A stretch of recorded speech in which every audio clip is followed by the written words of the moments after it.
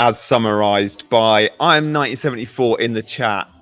International break boredom is almost over, and we are here on Chasing Green Arrows to guide you through the next hour ahead of some big talking points already in FPL this game week. I'm Gianni Battici, live in Menorca on the last day of my holiday. I've got the taxi waiting outside to take me to the airport in an hour, and I'm joined by Bigman Backer all the way on the other side of the world in Pakistan. Bigman, I've missed you. It's been a while. Hi, Johnny. Hello, welcome to all the listeners viewers. I missed you as well, man. Your hairstyle seems to have changed over 2 weeks. I mean, I looks as if I'm speaking to a completely different person. So yeah, it's nice to see you all fresh. I hope the vacation went well. Was it deliberately timed so that you can take some time off from FPL? I assume that was the case. No, That to be smile honest, is giving it away. Yeah, no, I mean, look, on stage behind me, there's been auditions to be a One Direction boy band member. So yeah, I've gone for the One Direction look. No, it's just my travel home hair. So I've not had a new haircut. It's just I haven't styled it and it's not up. So literally all holiday, it's been my normal hair until about an hour ago when I had a shower and was like, I'm just gonna travel home hair is just straight out the bath. So yeah, it's not a new look moving forward. The producer of the show said to me, do you remember when you had that ponytail a couple of years ago? What happened to that? And I said, oh mate, there's no way the ponytail will ever come back. My wife absolutely hated it. So yeah, how are you doing anyway, man? Yeah, I mean, it's been a nice, quiet international break. There hasn't been too many injuries. Maybe the Saka rumors one that we'll discuss, I guess. But apart from that, there's been nothing concrete as such. It's been a quiet break. It's been one that was much needed, and we only have like one break left this year now, which is going to be in November, and then there's going to be a lot of fixtures till the end of December. We wildcard in Gameweek 6 with the view of maximizing our points across the next 2 months. So far, it hasn't really gone according to plan because we've just been sort of meandering along at a similar pace at a similar rank. Now it's about time that we kick on with our FPL teams as well. Yeah, I think you and I think there's like 1 point between us. We've both struggled so far this season, but I do think that wildcard team starts to really take its effect. I mean, later in today's show, we'll run through a Gameweek 8 wildcard team, and there's probably not too many massive differences between the teams we can get to with free transfers and the current wildcard template. So yeah, we'll look at that in more detail. There hasn't been any big international break injuries. The big one, I guess, was Alisson, but that happened before the break. He's going to be out maybe up to 6 weeks, 4 to 6. So Kelleher is an option, I guess, for those on wildcard. But Liverpool fixtures aren't great, and of course that would be a transfer out waiting to happen. The other big one for me also comes in goal. Matt Sells, I'm waiting for an update. He was either taken off by Belgium or ruled out by Belgium. I can't remember which. I think he was taken off in a game. Anyway, Matt Sells is my goalkeeper. So he's flagged. So I kind of need him to be fit. And I think it was probably pretty precautionary, and he will be. But yeah, that's been the only big one, I think. Yeah, you're right. And I think he's a good pick, actually. Yeah. Better than He's a bit of a differential. Not many people got him. Yeah, I mean, him and Flecken are kind of similar. I think Forest's defense is probably better. Flecken gets more saves because of a weaker defense, but I guess Forest's defense is better. And you were actually close to getting some more points out of him in the previous game as well. He made like loads of saves against Chelsea, I remember. Like loads and loads of saves. No bonus points, yeah. So I think it's a good selection. I guess we'll get further clarity before the deadline, and once we stream on Friday, we'll have further updates. Do you have any rough replacement at the back of your mind? I don't see there are too many viable alternatives. I guess you'll go Flecken in case he's ruled out. I think I'd go Pickford because I got money in the bank. I could go up to Pickford, and Everton's fixtures are really nice. I mean, I could go up to. I think I've got enough in the bank to go Ederson, but I really want that third Man City spot to be on an attacker, so I won't be going Ederson. But just interested to know exactly how much money I've got in the bank. Yeah, I've got 0.5, so sells to. I can shop in the 5 million band if I want to, and Pickford is 4.8. He's had a couple of price drops, so I think I'd go Pickford. Where would you go? I'd go Flecken. I just go Flecken. I don't like. I mean, unless you're going for someone like a Raya, then obviously it's a different bracket, right? Yeah. Altogether. And remember, I don't consider the immediate fixtures when it comes to keepers anyway, because you won't be swapping the keepers back and forth till the end of the season. So there's no point of looking at the fixtures, in my personal opinion. Just save the point free and go with Flecken. That's what I would do. I won't look at the next four. My plan is to go Raya though eventually. Like I do think I'll use a transfer on a goalkeeper in 6 weeks' time or whenever, game week 12 onwards. My plan when I went wildcard was just to go up to game week 12 for the goalkeeper and then Raya in 12. So I could just jump on Raya early, I guess. I don't know. It's tough fixtures, but maybe. If you're using another transfer, if you're looking to, let's say, sell Havertz for Solanke or something of that sort, that opens up an Arsenal slot, by the way. So you could get Raya in this week even and get, Solanke in for Havertz, if that's what you're planning. I don't. You're a loyal Havertz fanboy, so I don't Havertz think is staying. you know what? Havertz he's not going to go. I did a wildcard draft, which we're not going to show today, but I'll talk you through some of it. I've got it dropping on my channel after today's show because I wanted to build up to this one. But Kai Havertz is in. Like, Kai Havertz is even in a wildcard team. Like, Kai Havertz, for me, is just... I can sell Saka, I can sell Gabriel for these tough Arsenal fixtures. I don't think I can sell Kai Havertz, you know? I mean, let's talk... I guess we should talk a little bit about Saka now. We should start with that. And hello, everyone in the chat. Make sure you're hitting those buttons, guys. Good. We're reading every comment, and I can see channel members in there as well, like Bill, who says, Raya, play, of course. Omar says, De Bruyne or Foden. We'll get to Man City mids in a minute. But let's just talk about Saka because that also impacts, I guess, Man City options in midfield. What's your plan with Saka, big man? Because my plan is to play him versus Bournemouth.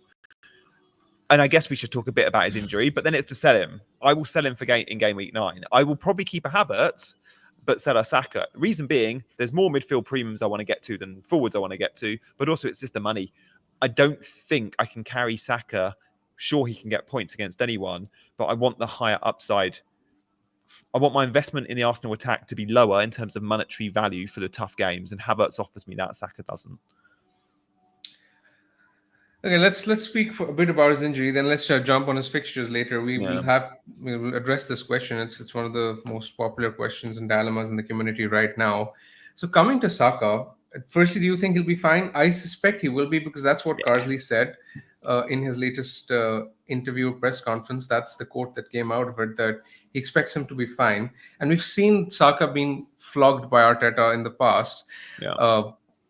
I think if he's, let's say, even 50% fit, my guess would be that Arteta would choose to risk him. That's what I would guess. If he's out, I don't think I'll keep him. I think I'll sell him. I have 3 free transfers in my team, and I don't want to keep a player who is not playing at that price, especially with the fixtures after this week. So the fixture this week is appealing, but after this week, they're all right. They're not amazing. They're not terrible either. I mean, I would still expect him to get some kind of return against Liverpool at home. And then even Newcastle and Chelsea at home aren't like too bad fixtures, in my opinion. They're all right fixtures. So I don't necessarily want to sell Saka right now if he's fit.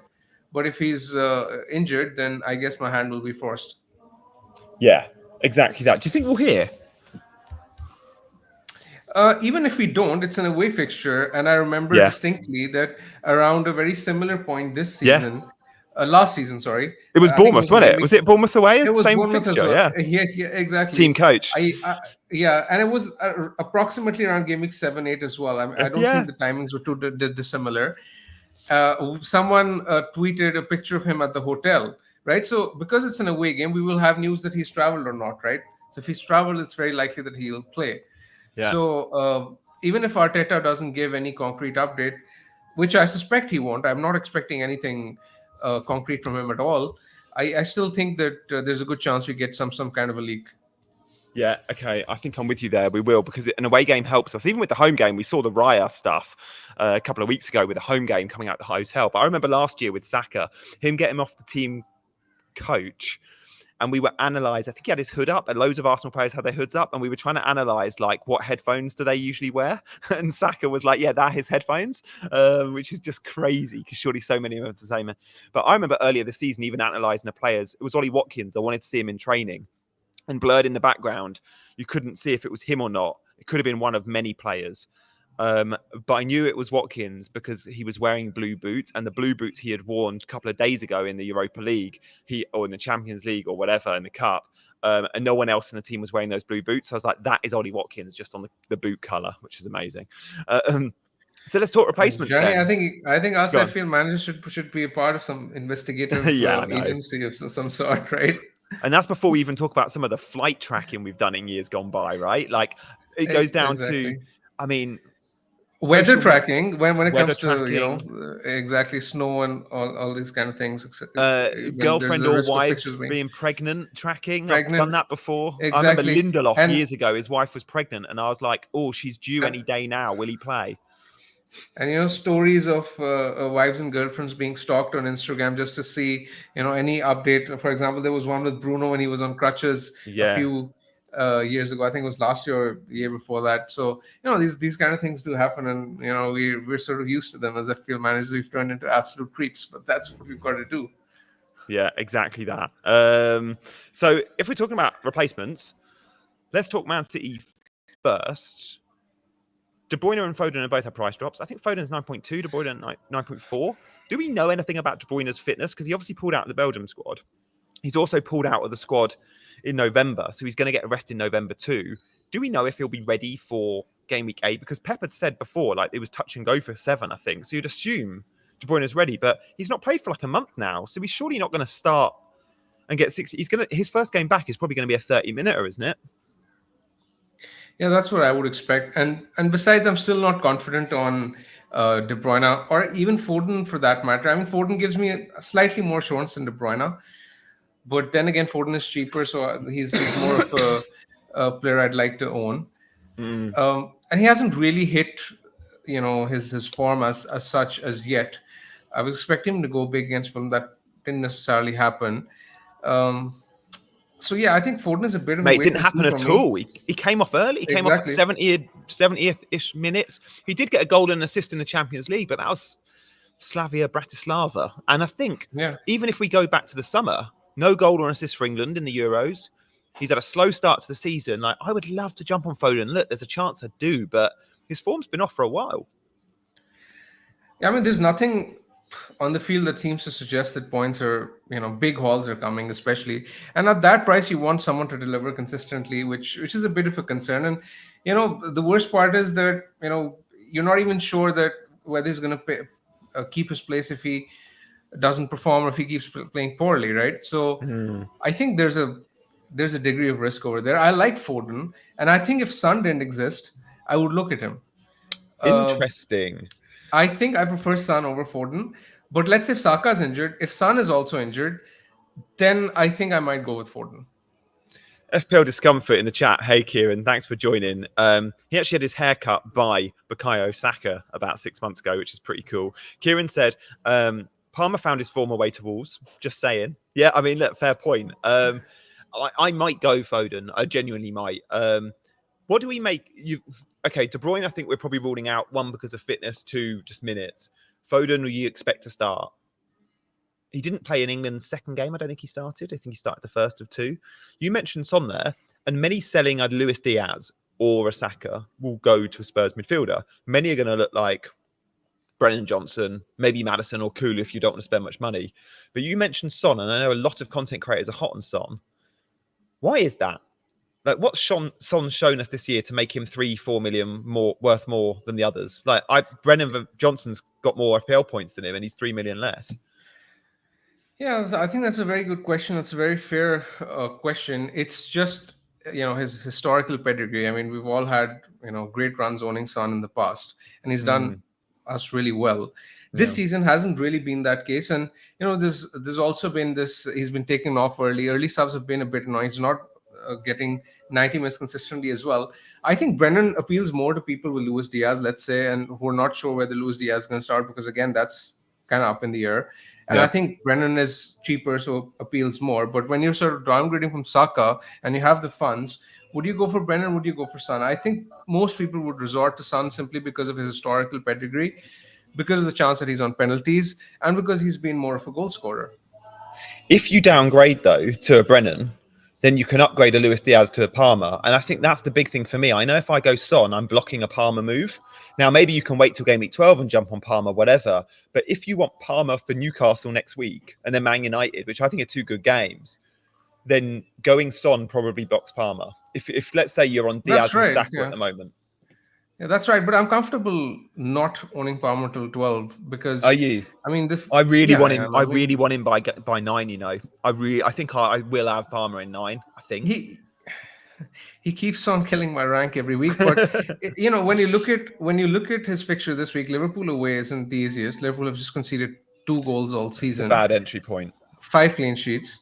Then game week 11, Chelsea have Arsenal, and I don't want to have Palmer against Arsenal because the upside is minimal. Like, obviously he can return, but I mean, Scored he against won't them last probably year, but yeah, I hear you. justify returns for the price. And in the same week, in game week 11, Spurs are playing Ipswich. So Ipswich at home as well. Spurs are home against Ipswich.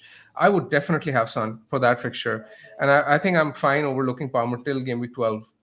At least I have plans to bring him in by game week 12, but before game week 12, I'm not looking at Chelsea. That's the way I'm approaching it, because simply the fixtures aren't there. And right now, Son is a fixture play. If you're backing Palmer, it's you're backing his form, right? Yeah. But I tend to generally go by fixtures, and looking at the fixtures, I just think Son has more ceiling. I like Brennan as well, though, but it's just the comfort blanket of owning someone who's hit the lofty heights of let's say 15-20 goals a season. That's why you tend to pay the big bucks for those kind of guys. But we're hoping he'd be available. I mean, Ange was sort of hopeful that he will be. We'll hear in the press conference, and he's generally he'll tell us an honest manager as opposed to the rest, relatively speaking.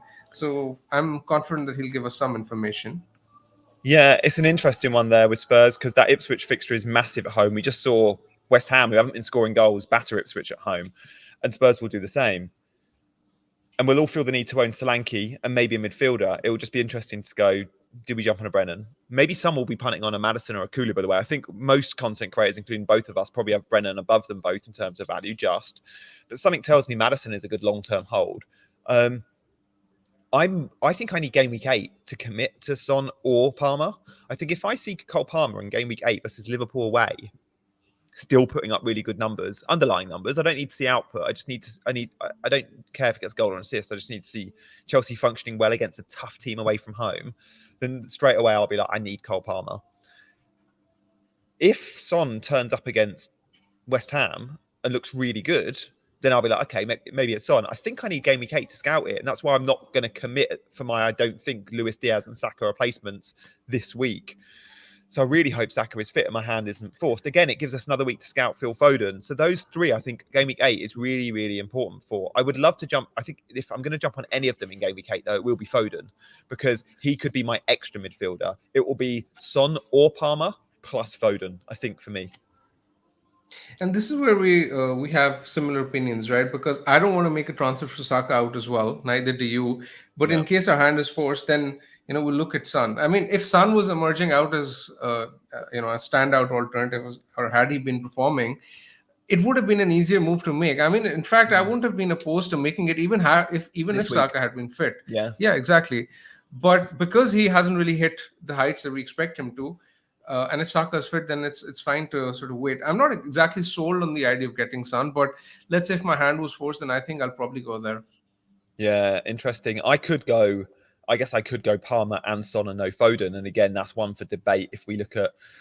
And a lot of saying Sokan says Son is a good captain alternative in game week 11. He sure is, but if form hasn't gone with him, just because he's Son, I don't think he's a captain option. If we see Brennan Johnson continue to outperform him, Captain Brennan Johnson, like Brennan got 90 last time out. I've owned Son, by the way, guys, for the first 3, maybe 4 weeks of the season. I had blanks in 1 and 3. I watched him live in game week 1. It was frustrating because that first half against Leicester, he could have had big points. And in game week 2 against Everton, he did get big points, but it was a counter-attack goal, I think, from a set piece for Everton. And then it was a Pickford howler, and he got, I think, a 16-pointer. But what I've noticed, and obviously when you own a player, you watch him so closely, in those first few game weeks, Son in this Postecoglou system is so on the touchline because Postecoglou doesn't ask his fullbacks to play wide. His fullbacks are inverted, so the wide men, whether it's Brennan or Son, are wide. Now, usually I'd say that means less of goal threat, and I think it does for Son. But we've seen in recent weeks, Brennan Johnson putting up big goals and shot volume. Brennan's playing equally wide and still getting the shot volume, so it's not as simple as saying he's too wide, therefore he won't get the shots, because Brennan Johnson's proved that theory wrong. But from watching Son, he looked like way more of an assist threat in the first few weeks than the goal threat, which you're right, and me off spending 10 million on him. You're right. The funny part is, though, Spurs are actually first for XG this season. Yeah, and big chances are like they're top 2 or 3 for big chances. Yeah, exactly. They're right up there for big chances as well. But funnily enough, the majority of those chances are coming to Solanke, which is why I'm more hot on Solanke than I was on Son. And when Yes. we were discussing the transfers for your team as well, I mentioned Son. Solanke, because I Solanke is a really think Havertz that replacement. he's Yeah. as a habit replacement, because I think he's going to go on a run for the next few weeks, because the fixtures for Spurs are really, really strong. And so far in 5 starts, he's had 8 big chances. In terms of XG per night, he's only behind Haaland among forwards. So the fixtures are really good. Stats are really good. He's coming at a good price, playing 90 minutes. I think he'll also be on penalties. Do If he isn't you? on penalties, I mean, Interesting. it's between Son and Solanke, It's definitely but between them, but I'd Solanke say seems like 90 Son, 10 Solanke. You're probably more 60-40 Solanke, yeah. I'm 60-40 Solanke, because Son sort of strikes me as the kind of guy who might give penalties away. He did in playing for the national team Yeah, in the we've seen Asian it. Cup, I think earlier this year. Um, I remember and that. it won't be a bad way to sort of, for Solanke to sort of get scoring. He's already scored, I think, once or twice, but I think for him to sort of go on a spree, I don't think that would be a bad idea. But anyway, even if Solanke isn't on penalties, that increases Son's appeal then, It right? So does. it works both ways. I am planning on having Porro, Solanke. I already own both of them, and probably Son for that Ipswich fixture in Game Week 11. So I really want to go all in on it. Yeah, Andrew wants Solanke on pen, says Ice G. Mark makes a good point. And just 2 tactics. Solanke comes deep and feeds the wingers to run in behind. And we did see Yes. Solanke get the assist the other day for, I can't remember who it was. And or the wingers are just Johnson, asked to cross. Brennan It was scored. for Brennan's goal, wasn't it? And it was, Brennan. nice little slot pass. Or the wingers are asked to cross for Solanke, which Spurs and Postecoglou teams, historically, I think maybe from last season, Postecoglou's Spurs team made more crosses than any other team. They feed their number 9s. So yes, they are the 2 plays by Postecoglou, Mark. You're bang on. But most of the time, Solanke isn't the guy that comes deep and feeds the others. He's not a Bobby Firmino or a Jota. He's being asked to do it under slot. Even Harry Kane, we saw do it a ton, both at Spurs, but mainly for Gareth Southgate for the national team. Solanke can do that, but mainly Solanke's game is fox in the box, and it's tap in merchant and be hot in the area. So I'm with Bigman. I think the minefield of the Spurs midfielders, whether you want to spend the money on Son, save it and go Brennan, or consider a Maddison or a Kulu, who I think are good options to consider too, I still just go, make it easy for yourself. I can't hit any of those mids with assurances. I think Solanke is a bit of an assurance. And I joke that I'm going to keep Havertz long term. I'm definitely keeping Havertz for Game Week 9. I think Havertz versus Bournemouth is better than Solanke versus West Ham anyway. But from Game Week 9, I'm definitely open for a Solanke, a Havertz to Solanke downgrade. And I've looked at my team. I can make 4 transfers. I can go Semenyo out to Dibbling. I can go Diaz to Foden. I can go Saka to Palmer, and I can go Havertz to Solanke, and I've got the exact funds to do it. And they're 4 moves I could make next week. I think because we've had plenty of free transfers saved. I think Game Week 10 is going to be actually a week where a lot of us will diverge when it comes to strategies, because that's going to be a week where you might look at possibly Arsenal. I mean, yeah, exactly, and maybe getting Salah back, because Liverpool are scheduled to face Southampton in when is it? It's sometime soon. It's Game Week 12 actually. Yeah, so that might be a week where you start prepping to bring Salah back in, because Liverpool are playing Aston Villa at home, Brighton at home in Game Weeks 10 and 11 respectively. Son to Salah will be 12, popular for 12. Son to Salah will be popular. Now, I personally don't have Trent in my team, so I'll start planning for Trent as well in the weeks to come. So it's interesting how our strategies will look going in the weeks to come. For now, I think my focus is purely on Spurs, to a certain extent Man City for the next 2-3 weeks. But as soon as Game Week 9 passes, and as soon as Liverpool are done with these run of fixtures, I think I'll look right back at Liverpool, get back Trent, get back Salah, look who the best Liverpool options are. Because, I mean, I made a very conscious effort not to include any of them on Wildcard, and it has kind of been okay, hasn't really backfired, but I really want to bring them back as soon as possible. Yeah, nice. I hope we do split in different directions. I think you're right. One, there'll be a split in terms of where many go, but many will have 3 or 4 free transfers. And if they have 3-4 free transfers, I think Game Week 10 will be where many think about using them. Big man, because we can roll up to 5 times, are we being a little bit passive? should we be using one or two of those moves this week, for example? Like, I look at it and I think I'm going to make a move this week, and I think I'm very likely to sell Semenyo and downgrade there, because I know one thing all these players were discussing their premiums. We need money. And I know Semenyo to Dibbling gives me 0.8 or whatever it is. And with that, I can actually start Dibbling this week. Dibbling and Rodgers rotate so well. And I think Dibbling this week is better than Rodgers. And I think 3 of the next 8 weeks he is. So Dibbling for me is a move I think I'm going to make as someone that I can go, someone a bit different in my 11 this week. And I'm being proactive with my moves, because I think I'll have to make that move in a few weeks' time anyway, because I'm going to need money. It's an interesting one because, I'm thinking at the back of my head, I might even get rid of Haaland by game week 10, 11. Wow, really? To get Salah and Trenton. So yeah, I'm not necessarily going to sell Semenyo to release funds, because I'm not going to be playing him this week anyway. And he's on my bench. Fulham is fine. I like Dibbling as an option, but is Dibbling worth 4 points over Rodgers this week? I don't think so. No, but over the next 3, have you looked at the rotation between the two? I've just made a video this morning about my team selection where I do that. And Rodgers Dibbling gets you game week 8, you'd play Dibbling. He's got Leicester at home. Game week 10 and 11, you'd play Dibbling. He's got Everton and Wolves. One of them's at home. So when you look at the next 8 games, between the two of them, you get Leicester, Bournemouth, Everton, all home games, Wolves away, home against Palace, away at Chelsea, not great, and then home against Brentford and Southampton. Pretty much, you get a good home fixture every week if you have Dibbling and Rodgers, and you save $1 million. But when you look at Rodgers and Semenyo's rotation, I think it's equally true. That's why we went there on Wildcard. It was, you're right. Exactly. So, but it's $1 million more. That's why you're selling. Exactly, it's $1 million more. So basically the argument that I get from your point of view is that if you're going to make that transfer, let's say a few weeks down the line, anyway, might as well do it when Dibbling has Leicester at home. That makes sense. Yeah. But are you sure you're going to be making that transfer? Is my question, because I'm not certain that I will be. I might even hold Semenyo for a while. Yeah, I'm not sure I'm going to be needing to make that move, but I am sure that I'm going to be short when I make my big moves for a Cole Palmer. And I think I want Palmer in game week 9. And if I want Palmer and I want Foden, and I want to keep Trent and Haaland, go for almost 4 premiums then if you include Trent, then I need that $1 million. And that's Semenyo money. Rather than being on my bench, I need as Dibbling. And it gives me the opportunity to go, do you know what? I don't need to play Morgan Rodgers every week. And Dibbling gives me Johnny, you own upside, Trent, right? Everton at home. Right? I own Trent. And I could go Trent to a 4.5 and Luis Diaz up to Palmer. And that also allows me that extra premium midfielder. And then Saka to Foden, for example. But I don't think I'm willing to sell Trent. Are you happy to I don't hold think him? I'm willing. I don't think I'm willing to sell him. I don't think I am. I don't think I can do it. Yeah, I mean, it's a tricky one, really, because you'd want him back in 3 weeks' time.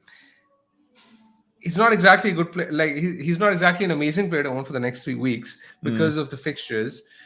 But then again, he saves you transfer later, so it's a very tricky one. If you desperately need the funds for another transfer, then I can sort of see it making sense. But if, for example, if I was on a wildcard, I don't think I'd pick Trent this week.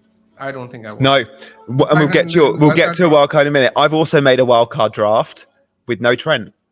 So, I would happily go with that, but there's a big difference, isn't there? With you're on wildcard, or does he want to stay in your team because you've obviously got the cost of the transfers. Exactly. So I'm with you on wildcard. I wouldn't have Trent either. So that's really interesting. Let's get to your wildcard then in a sec. I've done the same. Sold Trent, says Ice G. FPL Amateur says, what's good about Dibbling? Just a starter for his a price. 4.6, a 4.6 starter that doesn't play DM. He's a front 3 player. All the other 4.6s are DMs or they don't play. Well, he starts and he plays. And he's been playing really well. And he's been playing really well, so he won't get dropped. Very unlikely that he does. And he's got good homes. I think that Leicester home fixture for Southampton, I think Southampton score a couple. I really do. I think Leicester have looked better than they are. Leicester defence has been shocking, but they've been finding ways to beat Bournemouth or draw against Spurs. They've been absolutely dominated for a lot of football games, and Southampton are going to beat Leicester. Mark my words. I find that game very difficult to predict. Very difficult to predict. The bookies have it really tight, like 1.6 versus 1.4 for goals or something like that. Oh, FPL Freddie All in the right, chat is a Southampton fan. He says, look how high Dibbling was in the Arsenal game on the heat map. Yeah. And Freddie, you know, Freddie's one of my channel members. He knows I love an average position map. So, Freddie, sell us Dibbling and Southampton beating Ipswich. Beating Leicester. Go on, big man. Let's have a look at this draft then. Talk us through it. Yeah, so this was a rough draft that I made, just so that the viewers and listeners can get an idea of the team to sort of own from this week onwards. I came to this conclusion that Spurs and City have the best fixtures, so they warrant the maximum inclusion. So you can see 3 from City, 3 from Spurs. Guardiola and Lewis being the ones from City. Lewis, again, I think this is a bit subjective, and it comes down to how you read his minutes and how you assess his minutes going forward. I still think he'll be fine, so I've picked him in mine. But apart from that, Poro, Son, Solanke, like I've spoken very highly of already, they're in there. Rogers and Bomo, I guess they pick themselves. Haaland picks himself. I still prefer Calvert-Lewin over, let's say, someone like a Wood because of the fixtures. For example, when you look at the fixtures, Everton have Ipswich and Southampton in 2 of the next 3. That is as good as it gets when it comes to any forward. Flecken, I still think, is the best 4.5 million keeper of choice. Coming to addressing the elephants in the room, Eze and Fernandez, I have picked him because of their fixtures going forward. And because, frankly speaking, I could not come up with better alternatives at their price range or below. And I just think they will deliver. I know it's getting repetitive, and I've been wrong on this over the course of the season, and they've underperformed severely till this point. But the fixtures are really good for both, and they're on penalties. And generally, on a wild card, I tend to go with a safe team, as opposed to normal. So this is a very safe team through which you can just rack up and save up a transfer for the next 2 to 3 weeks, and then look at buying Liverpool in game week 10, 11. So this team should be good enough to carry you for the next 3 weeks, I believe. I really like the team, other than 2 players, and you know which 2 they are. That's good. We shouldn't agree on everything. So yeah, I wouldn't have Eze or Bruno, but the rest of it looks good. I mean, by having Gvardiol and Lewis, you look at the Man City fixtures, and I'm with you. I see clean sheets, but does that lock you? Well, it does. It locks you out of jumping on. Let's say Foden smashes it against Wolves, and you want it Foden for Southampton. I, in my wildcard draft, have punted on a Foden, for example, just because I think double City attack for the fixtures they've got just offers so much more upside than the double City defense. Yeah, you're right. This is just assuming that Son is fit. If Son isn't fit, then Son could easily become Foden. Or it could easily become Saka if Saka is fit, right? Mm-hmm. But I think if Son is fit, I'll pick Son over the 2. Just simply because of the fixtures and because of the game week 11 one against Ipswich at home. Yeah, okay. I'm trying to think where I would have. So in the midfield, I didn't have Son either, but I think I had Brennan Johnson, I had Cole Palmer, and I had Foden. So obviously no Eze and Bruno. So that's the major difference. And then obviously I didn't have Gvardiol, so I had another budget defender in there. Porro's an interesting one. What do we make of Spurs? Because are you slightly concerned now it's Kulu and Maddison in the middle?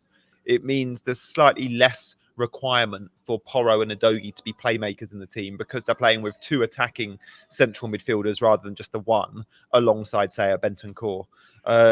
Is that a slight concern for Porro?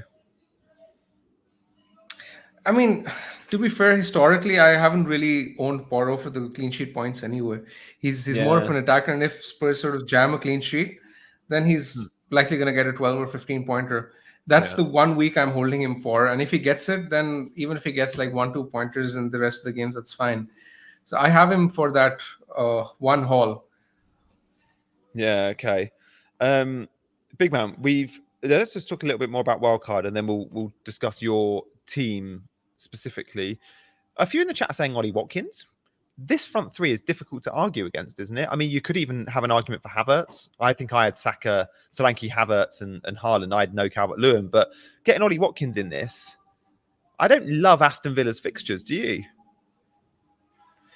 I mean, they're all right, but it's just a matter of price. I mean, money, if you look at Solanke 7.5 versus Watkins 9.1, then I think it's a bit of a no-brainer. I actually expect Solanke to outscore Watkins for cheaper. So me too. I think that's the case. And then of course you can't realistically compare someone as cheap as Calvert-Lewin to Watkins as well. So yeah, I think I haven't really considered Watkins, to be very honest.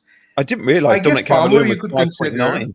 Well, it's so cheap. Like, I mean, we all picked Calvert-Lewin, I guess, on Wildcard. I think we paid 6, so he's had a price drop. Yeah, hasn't done much at all so far, but the fixtures are good. And I was sort of questioning myself for owning him, but then I looked at the fixtures again, and they're still looking so good. They are hard to ignore him. And in that last game, I can't remember who they were at home to, but we saw a big chance in the second half, and then he nearly got a penalty. Oh, it was Newcastle. Yeah, that was against Newcastle. Yeah, Pope made a brilliant been save. And even if it wasn't a pen, like that shot 6-7 yards out from Calvert-Lewin, 9 times out of 10 goes in. It was I don't think enough was made of the save from Pope to get down to his right hand side. It was a brilliant save. If that goes in, that's not a 4-point goal. That's like a 6 or probably 7-point goal, because in the game the bonus was so low across the board. If that goes in, he gets 3 bonus points. It's a 7-point goal. So it was a 9-pointer versus a 2-pointer. We were really unlucky there. And mate, it was a very tough game to watch because it was a very boring game. Newcastle were actually dominating the first half. It was so boring. I mean, I'm surprised you stayed up for it, because it was the late game on Saturday. I mean, it's not that late. Yeah, I'm surprised you stayed up. Yeah. I mean, it was 5:30 in the UK kickoff, so I could just about stomach it. But I feel like I wanted my Saturday night back after that.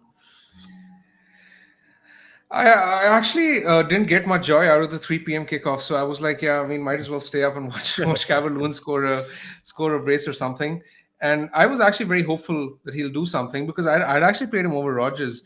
So by the time I sort of went into that game, I was hoping that he gets me something so that I don't regret benching Rodgers. Thankfully, Rodgers didn't do much either, so I sort of got away with it. But I mean, he's still an all right pick. He's not exactly an amazing pick, but for the price, he's okay.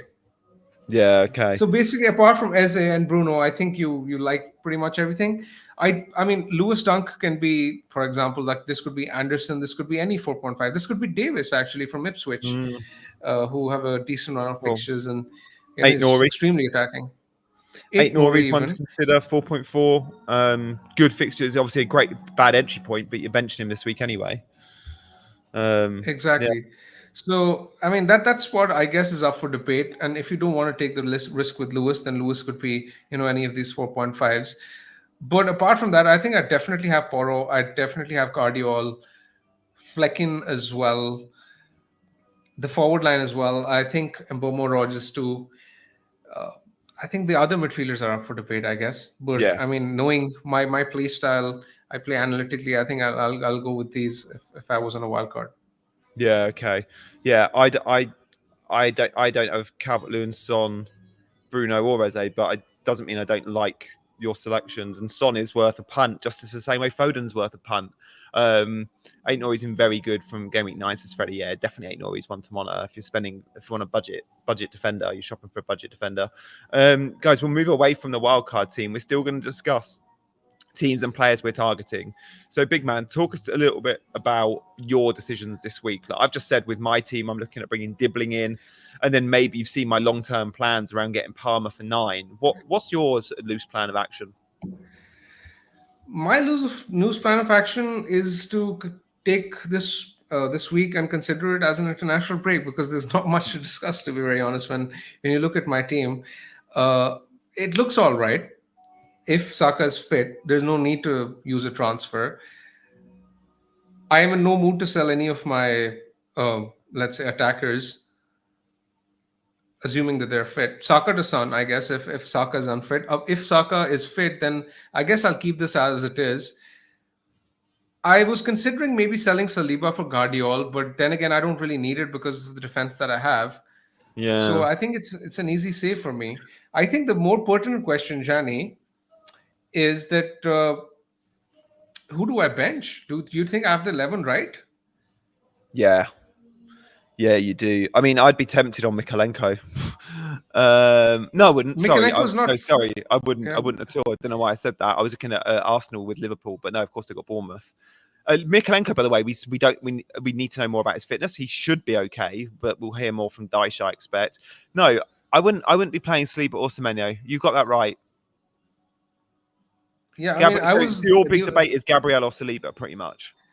No. It's not Gabriel Saliba. Gabriel is definitely going to play because of his goal threat. It's Saliba or Rodgers.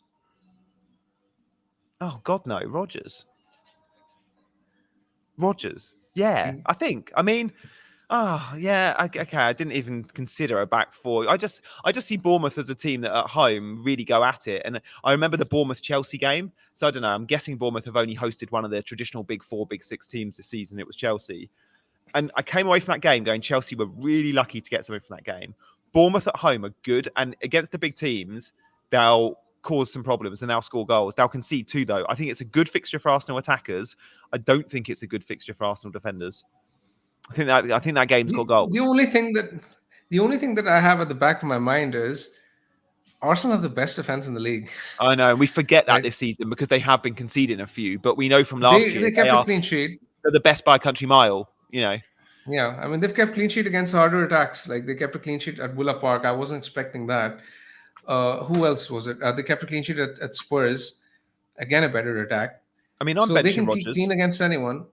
I'm benching Rodgers. You're benching Rodgers? Yeah, because I'm buying Dibbling.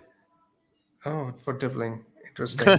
Yeah, so my conundrum is Saliba versus Rodgers. I look at the Rodgers fixture this week, and part of the reason why I'm up for buying Dibbling, I don't see Villa getting much. I think Fulham are really good, especially at home. And I think Aston Villa, when you look at their underlyings, I think they're like 13th or 14th for XG this season. Like Villa aren't a great attack. And away at Fulham is a tough fixture. I'd be surprised if Rodgers got anything. Would I be surprised if Saliba got a clean? Probably not. It's just if Rodgers gets points, the ceiling's higher, right? It's do you go for the lower floor or the higher ceiling? Like Rodgers could get a 10-pointer, he could score, get bonus points. Saliba's probably getting 6 or 2. Yeah, and I'm not going to bench, let's say, Porro for Saliba as well. Porro is definitely going to play. I think Porro has a much better fixture. That's why I was struggling with who you're looking to sell because bench because I looked. I've got to play Lewis as well. I don't think we're going to get. It's a Sunday game, so we won't hear, right? So I've got to go with the assumption that he plays. So you got to try it. Like you could get an auto sub out for Lewis. Exactly. So realistically, that's why I said Rodgers and Saliba. I mean, you could have a point. You're right. Villa also have that game against Bayern Munich. I think they're traveling away this time to Munich it's a big in midweek. So there's that as well. And you're right about Fulham. Fulham are actually first for fewest big chances conceded this season. That good. Is a mental stat. They went to Forest and won. They went to City and should have had something. That's just they're a decent defense. Since Wackerman, they go to Bologna, yeah. Of course, I mean... No, sorry, they host Bologna. The only point that they've got a home game. The only point that I'd like to make is that they've had a very kind run of fixtures so far, so that has obviously helped. But, I mean, I'd back Villa to score, but again, you might be right about the ceiling being limited. But anyway, simply because of the fact that whenever it's a 50-50, I generally tend to go with the attacker. I have Rodgers in for now. But it's definitely a decision I will reconsider before the deadline, Rodgers versus Saliba. But yeah, Haaland, I guess, is the obvious captaincy choice. The transfer will fairly be straightforward. I'll be rolling a transfer, assuming that Saka's fit. Then I'll have 4 free transfers to deal with next week. And then I'll see where I am at next week. And then I can sort of consider my options going around. Big man, we'll do a poll. Start 1, Rodgers or Saliba. I'm really keen to see what our chasers think.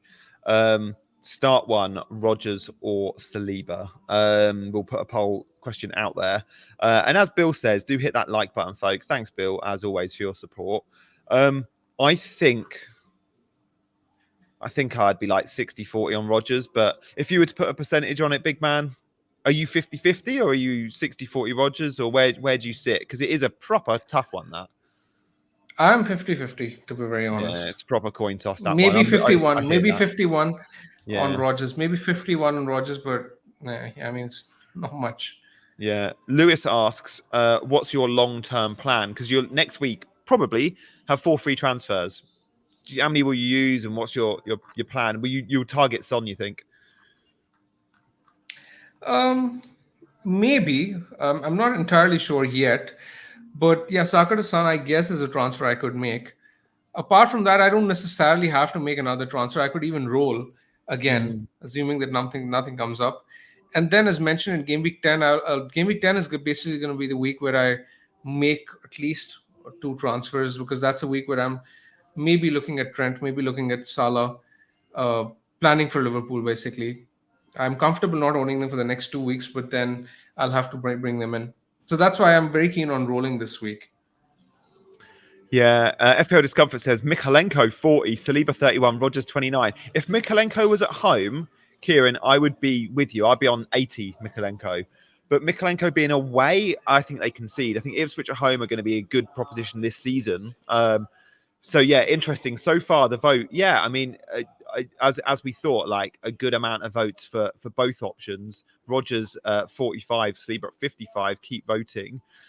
Big man, your last big, well, Saka. Do you think, you've mentioned you could go to Son?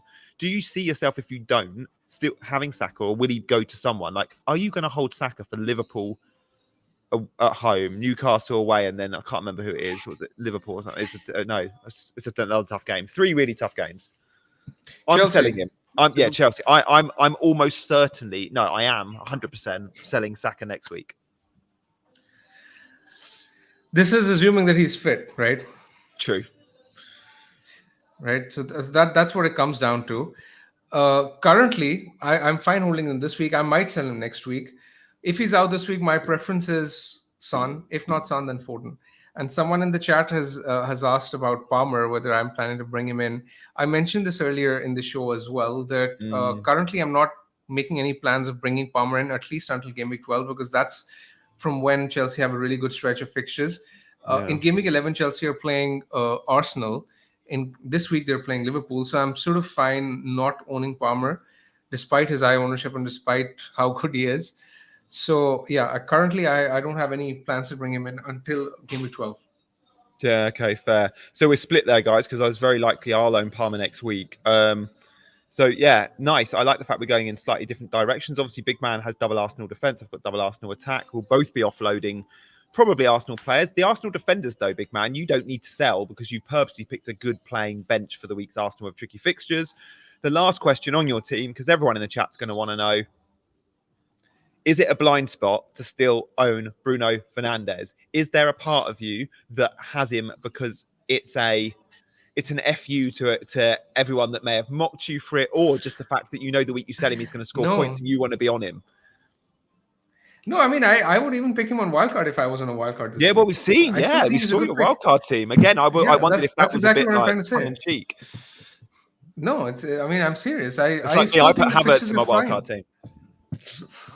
I mean, the fixtures are fine. Brentford, West Ham, Chelsea, Leicester, Ipswich, Everton. That's a very fine run for the next 6. But Man United aren't fine, are they? They aren't fine. I know they're a dysfunctional team, but that does not necessarily mean that Bruno will keep on blanking till eternity, right? Then again, I mean, if there was a standout midfielder at that price, I would have sold him, but there isn't. Yeah. So I'm fine keeping him because I still think with the fixtures, with the underlying data that he has, across those 6 fixtures, he'll be fine. I mean, he's done so far, all the things that he's done, apart from getting FPL points, have indicated that he'll do well. And he hasn't been a good selection because of the FPL points. But I mean, that's the way it is. Players will underperform at times, and you've got to stick with them. It happens with every player. Sometimes they overperform, sometimes they underperform. Yep, I hear you. FPL Freddy says the guy who won FPL last season, who we know is a huge analytics fan. Jonas is keeping Bruno for 6 more weeks, apparently. Yeah, that's my plan as well. I've not followed his team this season, but yeah, okay, fair. Yeah. Same as you. That's my plan. I'm not going to look at Bruno for the next 6 weeks. FPL Chai, friend of Chasing Green Arrows. I know he's looking to buy Eze this week. Again, another player like Bruno, you could say, sort of talisman, penalties, 90 minutes, analytics pick. Someone like Chai is looking to buy an Eze. So yeah, like there's no right and wrong way that we know of yet in game week 7 or 8 or 9 to be playing this game, guys. FPL, there are so many different ways we can play. So I could never say that's absolutely the wrong thing to do or the right thing to do, because it's just such a subjective game. And fair play, Big Man, for going out on a limb and riding that wave, because many that did punt on Bruno, that sold him on Wildcard, you held your own in 6, and then some have sold him since, and you're sticking with him. And I really hope, say it every week, really hope he gets you some FPL points soon. I don't think he's been a bad pick by any stretch.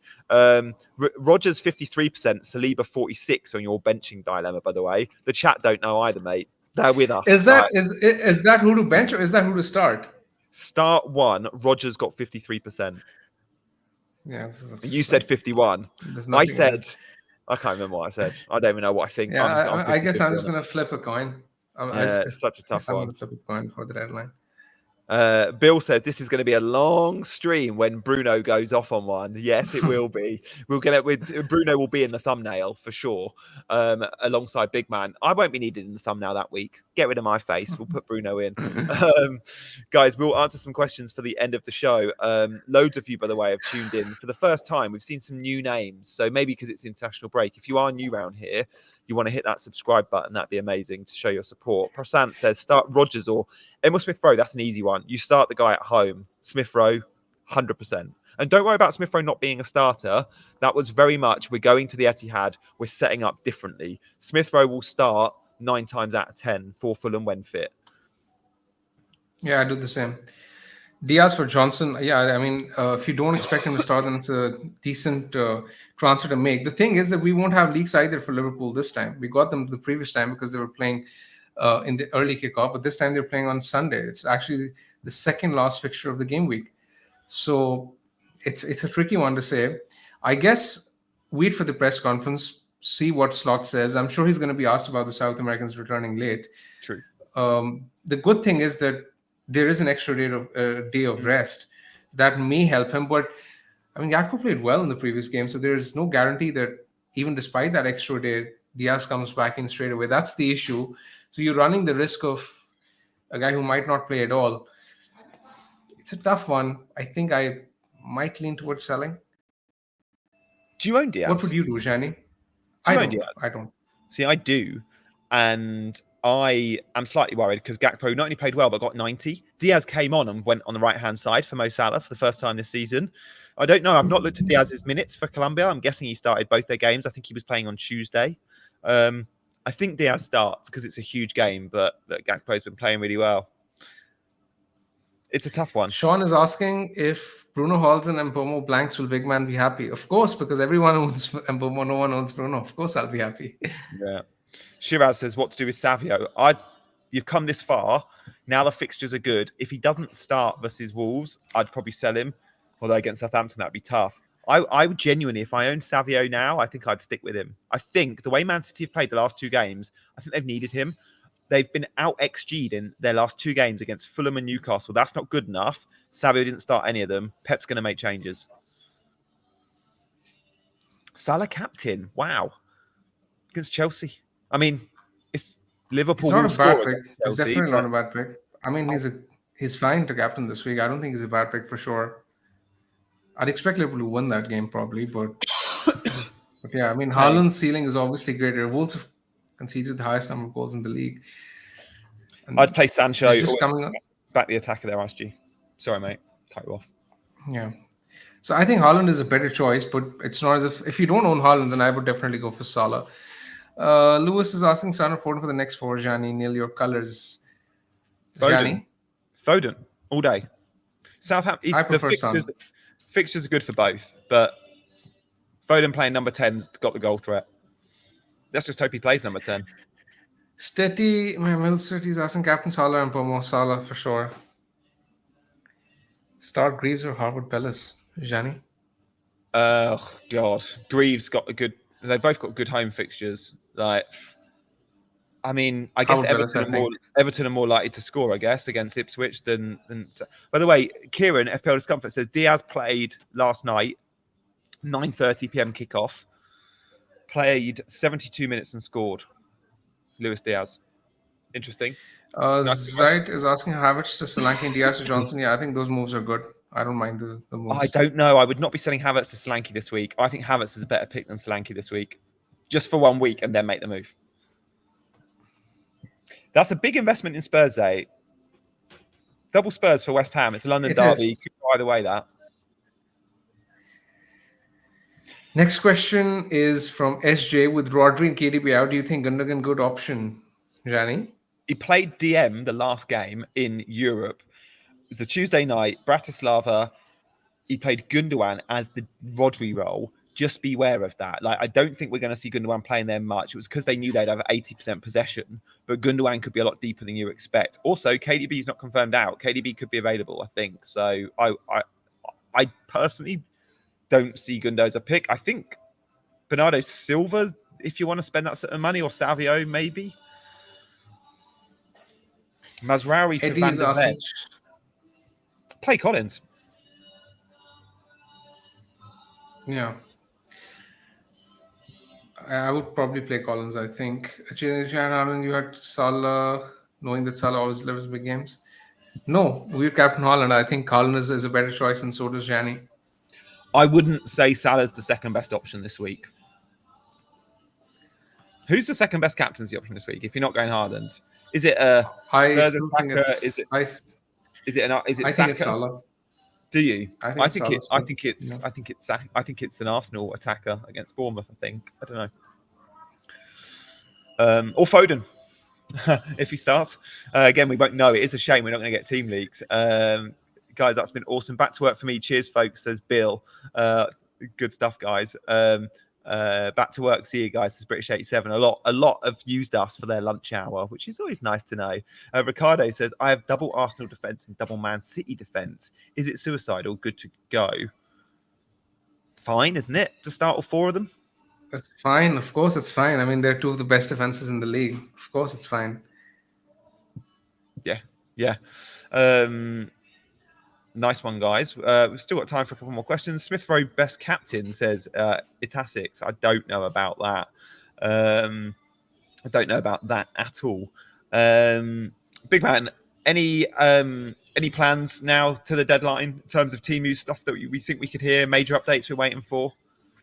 Yeah, I'm just going to be waiting for the Saka one. I guess for you it's Saka and Sells. So yeah, let's just wait for the press conferences, and then we'll be back streaming on Friday. Again, so yeah, we'll touch upon further dilemmas then. Till then, take care, everyone. Make sure to like the video, subscribe to the channel. Jani, have a safe flight, and we'll see you on Friday. Yeah, that sounds good. I think it's this time start on Friday, so it'll be a 1 p.m. UK time. I think we usually do on a Friday. I can't remember. So, guys, if you're just tuning in, go back and watch the last hour.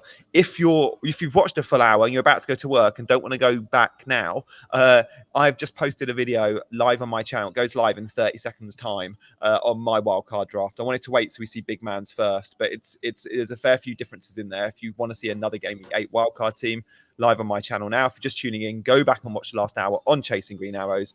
And we'll see you on Friday. Thanks, guys. Bye-bye.